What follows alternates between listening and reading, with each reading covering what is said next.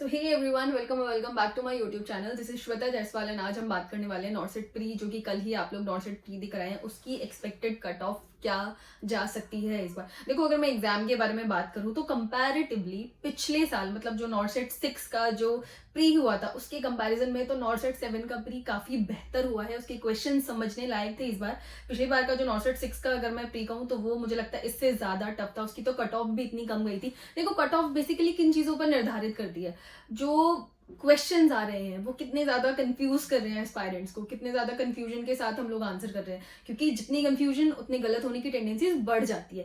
Time management का तो ऐसे बहुत ज्यादा कुछ नॉर्सेट में उतना ज्यादा लोचा नहीं है, बिकॉज 18 मिनट में आपको 20 क्वेश्चन करने हैं।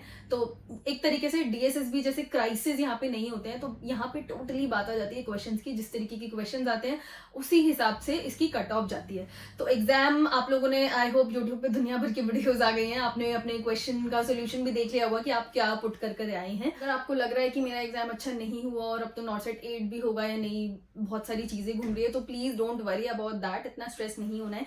एक दिन का ब्रेक लीजिए। अगर आपने नॉर्सेट प्री दिया है तो नॉर्सेट 7 का उसके बाद आप अपनी तैयारी में लग जाइए, बिकॉज नॉर्सेट 7 का मेंस भी बाकी है, प्लस नॉर्सेट 8 भी आ रहा है, जो कि अप्रैल में उसकी डेट डिसाइडेड है।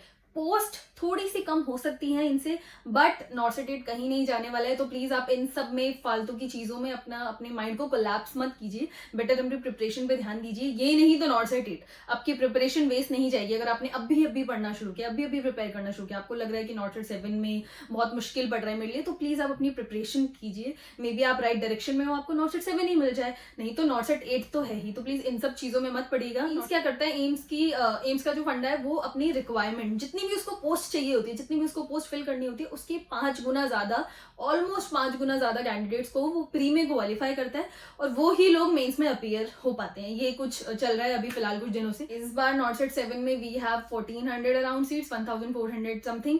तो इसका मतलब है कि ऑलमोस्ट 7000 लोगों की लिस्ट आने वाली है, जो भी 3-4 दिन बाद ही नॉर्सेट प्री का रिजल्ट आ जाएगा, तभी आप मेंस दे पाओगे, जो कि नेक्स्ट मंथ है 4 ऑफ अक्टूबर। तो अगर हम कट ऑफ की बात करें तो जो पता चल रहा है, देखो एम्स का क्या है ना कि वो हर बार अपने हर एग्जाम में, प्री की अगर मैं बात करूं तो प्री में वो 10 से 15 क्वेश्चन नए लाता है, जो मतलब हमें लगता है कहां से ही उठ के आ गए। ये 10 क्वेश्चन तो एवरेज आते ही आते हैं, जो बिल्कुल बहुत ही ज्यादा मुश्किल होते हैं, जो बिल्कुल स्ट्रॉन्ग प्रिपरेशन वाला जो पर्सन होगा ना उसको भी सोचने पड़ते हैं, मतलब तो उस अकॉर्डिंग। प्लस जो आंसर्स थे वो काफी ज्यादा कंफ्यूजिंग है अभी भी। आई होप आप सभी ने यूट्यूब पे बहुत सारी वीडियोस भी देख ली होंगी, जिसमें आपने पेपर्स के सोल्यूशन भी देख लिए होंगे। बहुत जल्दी आपको मेरे चैनल पे भी एक वीडियो बनेगा, एंड आपके लिए एक डिफरेंट वीडियो में लेकर मैं आने वाली हूँ। सोल्यूशन तो आप लोग देख ही चुके हो। मैं आपको ये बताऊंगी कि ये जो क्वेश्चन है वो ज्यादातर कहाँ से बने हैं, कौन सी बुक से बने हैं। I am literally working on that.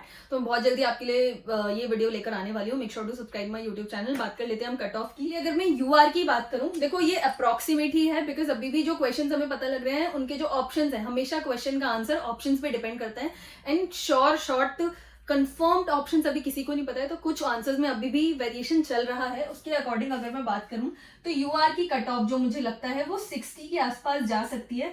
60 के आसपास, इसमें आप +-5 का रेशियो सब में लेके चलिएगा। 60 से 5 कम 55 भी हो सकती है और 65 भी हो सकती है। तो 60 के आसपास रहने वाला है यूआर की कट ऑफ, एंड पक्का इसी के आसपास ही फिगर हमारी कट ऑफ की निकल के आने वाली है। इसके बाद ओबीसी की अगर मैं बात करूं तो यूआर और ओबीसी में इतना ही डिफरेंस रहने वाला है। 55 के आसपास बोल सकते हैं आप, जो ओबीसी की कट ऑफ रहने वाली है। ईडब्ल्यूएस भी इसके आसपास ही होने वाला है, 50 बोल सकते हो आप, ठीक है। 52 के आसपास ईडब्ल्यूएस की कट ऑफ हो सकती है। इसके बाद एससी एसटी की अगर मैं बात करूं, आसपास ही रहेगी इसकी कट ऑफ। 3 नंबर का डिफरेंस हो सकता है, मतलब 3-4 नंबर का, इससे ज्यादा का नहीं होगा। तो इसकी जो कट ऑफ इस बार लग रही है वो लग रही है 45-50 इसकी कट ऑफ हो सकती है। तो ये हमारा कुछ कट ऑफ का रेशो रह सकता है इस बार के नॉर्सेट प्री में। बाकी बहुत ज्यादा पेशेंट रहिए आप, 1 दिन का 2 दिन का ब्रेक ले सकते हैं, अपनी मेंस की तैयारी में लग जाइए। अगर आप नॉर्सेट 7 का प्री क्वालिफाई कर जाते हैं तो डेफिनेटली कंग्रेचुलेशंस, आप लोग मेंस के लिए एलिजिबल हैं, आप लोग को मेंस के लिए पढ़ना ही है। तो I would suggest why to waste time. और अगर आपका नॉर्सेट 7 प्री का एग्जाम क्वालिफाई नहीं होता है तो निराश नहीं होना है, because opportunities are there, more opportunities are there. NORCET 8 अभी भी बाकी है, जो होकर रहेगा, जिसको होने से कोई भी नहीं रोक सकता। प्रिपरेशन आप अपनी ऑन रखिएगा। एग्जाम जैसा भी गया है उससे डीमोटिवेट होने की जरूरत नहीं है। बस ये सोचना है कि हम अपना बेस्ट देकर आए हैं, we deserve a good break for our self, अपने लिए एक ब्रेक लीजिए 1 या 2 दिन का, उसके बाद अपने प्रिपरेशन में लग जाइए, फिर से थ्योरी रिवाइज कीजिए, फिर से एमसीक्यू प्रैक्टिस कीजिए, डेली टेस्ट सीरीज दीजिए, इसका सोल्यूशन देखिए, जो भी आप गलतियां कर रहे हैं उसको एरर बुक में लिखिए, again revise whatever you are studying today, make sure to revise it tomorrow, तभी आप अपना नेक्स्ट टॉपिक खोलो।